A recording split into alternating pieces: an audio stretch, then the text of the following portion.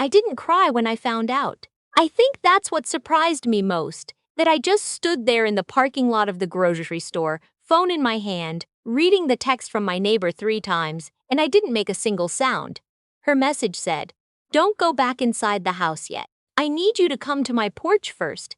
There's something you need to see." That was it. No explanation, no call first.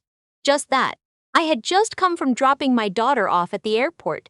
She'd flown back to Portland after spending 2 weeks with me, and the house already felt too quiet on the drive home.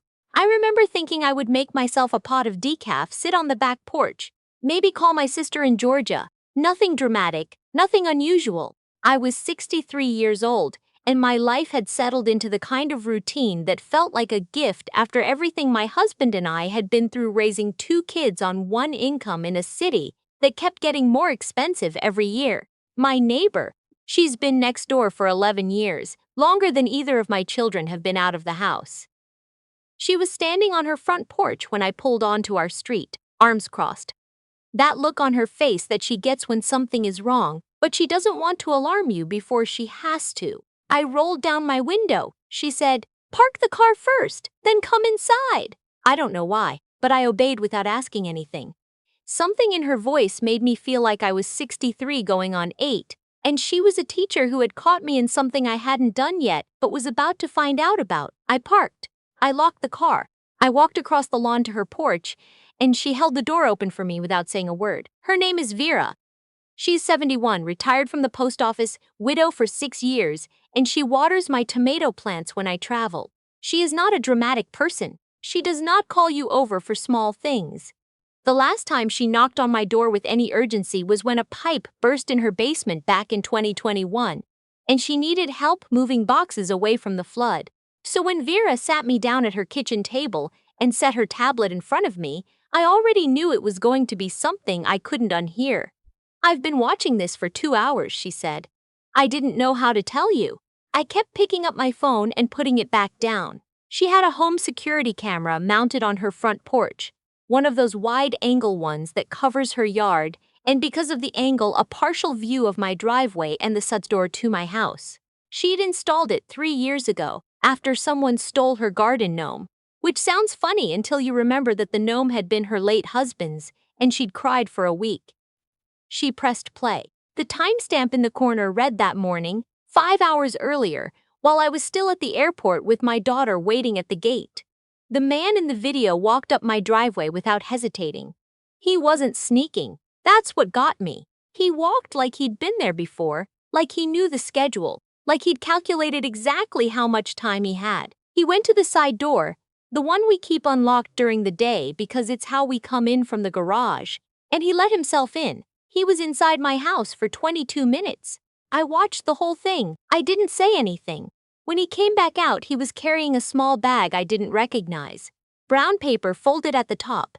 He put it in the passenger seat of a gray pickup truck parked just past my mailbox, just out of frame of my own cameras, and he drove away. I asked Vera, "Do you recognize him?" She shook her head. "But I've seen the truck before. It's been on the street a few times in the last 2 months. I thought he was visiting someone down the block." I sat with that for a moment. Then I asked her to rewind it. I watched it again. The 3rd time I paused on his face. I knew who he was. My husband had given me a set of interior cameras for our anniversary 2 years ago. A little system, 4 cameras, one in the living room, one in the kitchen, one in the upstairs hallway, one covering the garage. He'd installed them himself on a Saturday afternoon, proud of himself the way men get proud when they've completed a home project that only required 3 YouTube tutorials. I thought it was a little excessive at the time. We lived in a safe neighborhood. We'd never been broken into, but I was grateful for them now. I drove home. I went inside. I sat at the kitchen table with my laptop, and I pulled up the footage archive. The system stored 60 days of recordings. I hadn't checked them in months. I'd mostly forgotten they were there. I started with that morning, worked backward. An hour in, I stopped eating the crackers I'd mindlessly put in front of myself. 2 hours in, I got up and locked the front door even though I was already inside. By the time I'd gone back 3 weeks, I had a picture of something I didn't have words for yet. Not then.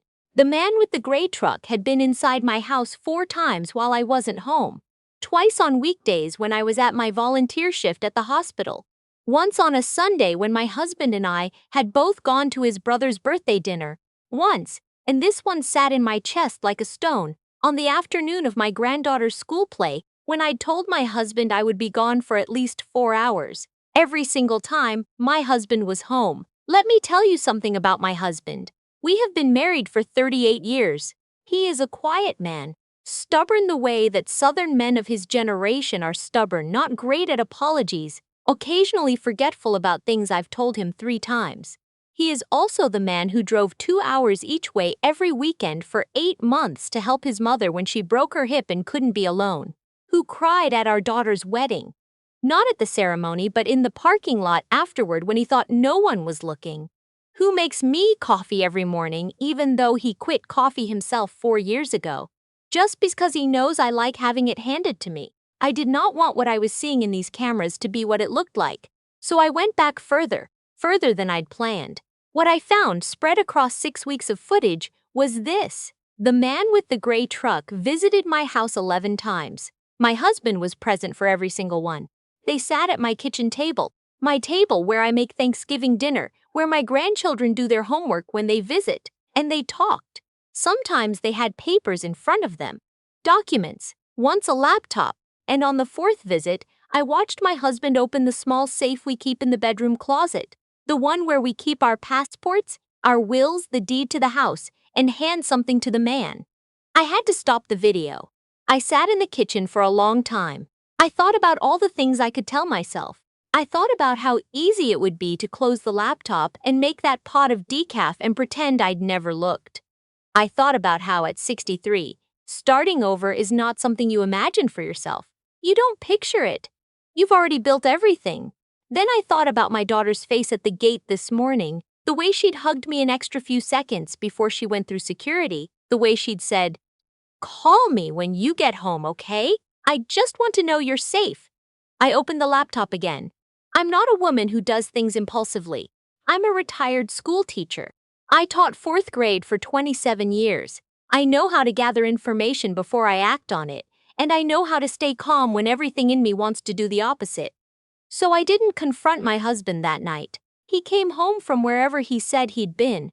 I hadn't even noticed he was gone, which told me something about how far inside my own head I'd retreated. And he made dinner and we ate, and he watched the news, and I sat next to him on the couch and I thought, I know something you don't know I know. That feeling is its own kind of grief. The next morning, while he was at his Thursday golf game, I made 3 phone calls. The first was to my son-in-law, who is an attorney. Not the kind that handles this, but the kind who knows people who do. The second was to my bank, not our joint account. The savings account I've kept in my own name since 1987, the one my mother told me to open when I got married because she said every woman needs a door she can walk through on her own. The third was to a woman my son-in-law recommended, a family law attorney with an office downtown. She had an opening at 2 o'clock. I drove to that appointment, and I showed her the footage on my laptop, and I watched her expression shift from professional neutral to something quieter and harder. She asked me several questions. She asked how long we'd been married. She asked whether I had access to our financial records. She asked whether I recognized the documents my husband had handed over. I told her I wasn't sure, but I had a feeling. She told me what to do next. It took me 12 days. 12 days of going through files in the home office while my husband was out. 12 days of pulling statements, cross-referencing accounts, logging onto portals I technically had access to, but hadn't checked in years because we'd divided up household responsibilities the way long-married couples do. He handled the investments, I handled the household bills, and we trusted each other. What I found was that trust had been moving in one direction for about 14 months. There was a business, a small LLC registered in the state, a name I didn't recognize, that my husband had opened without telling me. There were transfers from our joint investment account, not huge amounts at once, small ones, regular, the kind that don't trip anything, the kind that look like automatic transfers if you're not looking closely. Over 14 months, it added up to just over $240,000. The man with the gray truck was his business partner. The documents from the safe were, as best I could piece together, paperwork for an asset transfer. My husband had been moving money out of our shared life and into something else. Something that didn't include me. I want to be careful here because I know how this sounds. I know the word people jump to. I know what you're thinking. I thought the same thing for about 4 days. But what I found, when I kept pulling the thread, was something both simpler and worse than what I'd imagined. My husband wasn't planning to leave me. He wasn't building a second life somewhere else. He wasn't having an affair, or at least not one with a person. He was having one with fear. He'd made a bad investment 18 months ago. He'd told me about it at the time lightly, the way he mentions things he's embarrassed about. Over dinner, while looking at his plate, a sentence or two, and then a subject change. I'd thought it was minor. He'd let me think it was minor. It wasn't minor. He'd lost a significant amount. Enough that he panicked. Enough that he'd spent the past 14 months trying to quietly rebuild, to shift assets, to protect what he thought he could protect, to hide the extent of the damage from me because, and this is the part that took my breath away when I finally understood it, he was ashamed. He was 66 years old and he had made a mistake and he was so ashamed of it that he had spent over a year deceiving the woman he'd been married to for 38 years rather than tell her the truth. The man with the gray truck was a financial consultant, not licensed, not regulated, the kind that finds men in my husband's position and offers them solutions that sound reasonable until you look at them in the light. The documents from the safe were power of attorney over an account I hadn't known existed. My husband had been trying to fix something he'd broken. He'd been doing it in the dark, and in the dark he'd handed a stranger the keys to what little he was trying to protect. I told Vera first. I sat on her porch and I told her the whole thing. Not because I needed her to do anything, but because she was the one who'd started it, and she deserved to know what she'd started. She listened without interrupting. When I finished, she said, "What are you going to do?" I said, "I'm going to talk to my husband." She said, "Are you ready for that?" I thought about it honestly. I said, "No. But I think I've been waiting for the version of this where I feel ready, and I don't think that version is coming." She nodded. She went inside and came back with 2 mugs of coffee. We sat there until the sun started going down over the houses across the street, and neither of us said very much. And it was the most comfort I'd felt in 2 weeks. I asked my husband to sit down at the kitchen table, my table, our table, the one I'd watched him sit at with a stranger on a laptop, and I put my own laptop in front of him. I pressed play on the first clip. The man with the gray truck coming up the driveway. I watched my husband's face. He didn't try to explain it away. I'll give him that. He didn't say that's not what it looks like, or let me explain the way people do when they're still trying to manage the story. He just went gray. He put his elbows on the table and he put his face in his hands and he stayed like that for a long time. When he finally looked up, he's, "How long have you known?" I said, "Long enough." He said, "I was going to tell you." I said, "When?" He couldn't answer that. We talked for 4 hours that night. Not calmly. There were points when I had to get up and stand at the kitchen window and breathe and remind myself that I was not a person who said things I couldn't take back. There were points when he cried, real crying, the kind I hadn't seen since his mother's funeral. There were points when I asked him questions, and the answers made me angrier than I'd expected, and I had to start the breathing over again. But we talked. For 4 hours, we talked honestly in a way I'm not sure we had in years. The financial consultant, the man with the gray truck, had taken the power of attorney and moved quickly. By the time I had found an attorney and gone to the bank and filed the right paperwork to revoke it, he had already initiated a transfer. Not completed initiated.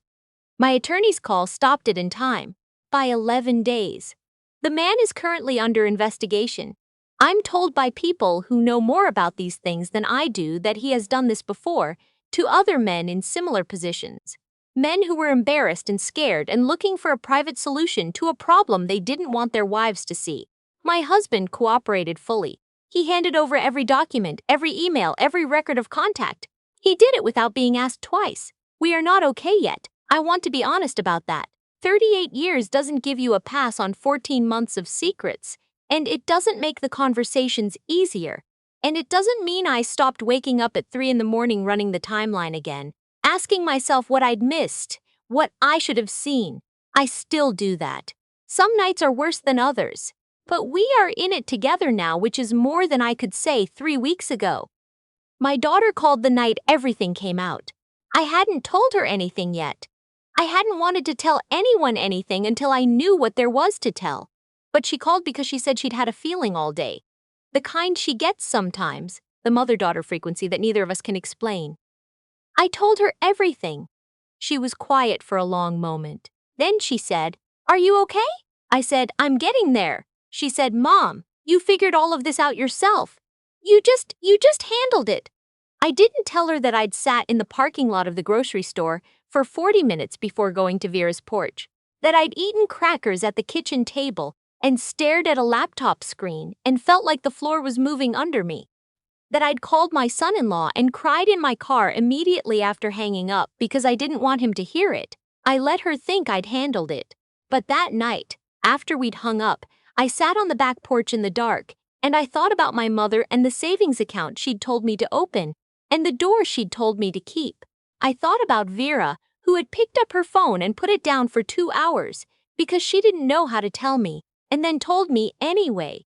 I thought about all the things we do in secret because we're ashamed, and all the things we find out in secret because someone loves us enough to show us.